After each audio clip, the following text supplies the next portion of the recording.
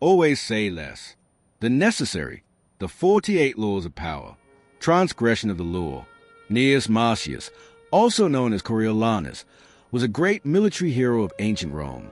In the first half of the 5th century BC, he won many important battles, saving the city from calamity time and time again. Because he spent most of his time on the battlefield, few Romans knew him personally, making him something of a legendary figure. In 454 BC, Coriolanus decided it was time to exploit his reputation and enter politics. He stood for election to the high rank of consul. Candidates for this position traditionally made a public address early in the race. And when Coriolanus came before the people, he began by displaying the dozens of scars he had accumulated over 17 years of fighting for Rome. Few in the crowd really heard the lengthy speech that followed. Those scars, proof of his valor and patriotism, moved the people to tears. Coriolanus's election seemed certain. When the polling day arrived, however, Coriolanus made an entry into the forum escorted by the entire Senate and by the city's patricians. The aristocracy, the common people who saw this, were disturbed by such a blustering show of confidence on election day. And then Coriolanus spoke again, mostly addressing the wealthy citizens who had accompanied him. His words were arrogant and insolent. Claiming certain victory in the vote, he boasted of his battlefield exploits, made sour jokes that appealed only to the patricians, voiced angry accusations against his opponents, and speculated on the riches he would bring to Rome. This time the people listened.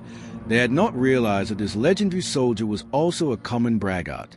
News of Coriolanus's second speech spread quickly through Rome, and the people turned out in great numbers to make sure he was not elected. Defeated, Coriolanus returned to battlefield, bitter and vowing revenge on the common folk who had voted against him. Some weeks later, a large shipment of grain arrived in Rome. The Senate was ready to distribute this food to the people, for free, but just as they were preparing to vote. On the question, Coriolanus appeared on the scene and took the Senate floor. The distribution, he argued, would have a harmful effect on the city as a whole. Several senators appeared won over, and the vote on the distribution fell into doubt. Coriolanus did not stop there. He went on to condemn the concept of democracy itself. He advocated getting rid of the people's representatives of tributes and turning over the governing of the city to the patricians. When word of Coriolanus's latest speech reached the people, their anger knew no bounds. The tribunes were sent to the Senate to demand that Coriolanus appear before them. He refused. Riots broke out all over.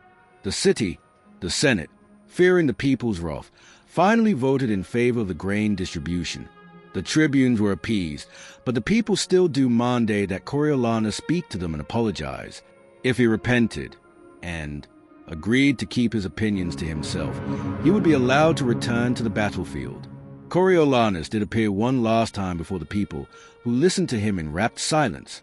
He started slowly and softly, but as the speech went on, he became more and more blunt. Yet again he hurled insults. His tone was arrogant, his expression disdainful. The more he spoke, the angrier the people became. Finally they shouted him down and silenced him. The tribunes conferred, condemned Coriolanus to death, and ordered the magistrates to take him at once to the top of the Titopian rock and throw him over. The delighted crowd seconded the decision. The patricians, however, managed to intervene, and the sentence was commuted to a lifelong banishment. When the people found out that Rome's great military hero would never return to the city, they celebrated in the streets. In fact, no one had ever seen Weber's celebration, not even after the defeat of a foreign enemy. Interpretation. Before his entrance into politics, the name of Coriolanus evoked awe. His battlefield accomplishments showed him as a man of great bravery. Since the citizens knew little about him, all kinds of legends became attached to his name the moment he appeared before the Roman citizens. However, and spoke his mind, all that grandeur and mystery vanished. He bragged and blustered like a common soldier. He insulted and slandered people, as if he felt threatened and insecure. Suddenly, he was not at all what the people had imagined. The discrepancy between the legend and the reality proved immensely disappointing to those who wanted to live in their hero. The more Coriolanus said, the less powerful he appeared. A person who cannot control his words shows that he cannot control himself and is unworthy of respect.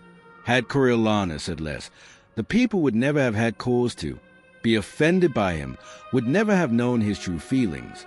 He would have maintained his powerful aura, would certainly have been elected consul, and would have been able to accomplish his anti-democratic goals. But the human tongue is a beast that few can master. It strains constantly to break out of its cage, and if it is not tamed, it will run wild and cause you grief. Power cannot accrue to those who squander their treasure of words. Oysters open completely when the moon is full, and when the crab sees one it throws a piece of stone or seaweed into it, and the oysters cannot close, again so that it serves the crab for meal. Such is the fate of him who opens his mouth too much, and thereby puts himself at the mercy of the listener. Leonardo da Vinci 1452-1519. Thanks for watching. Like and subscribe, and catch you in the next one.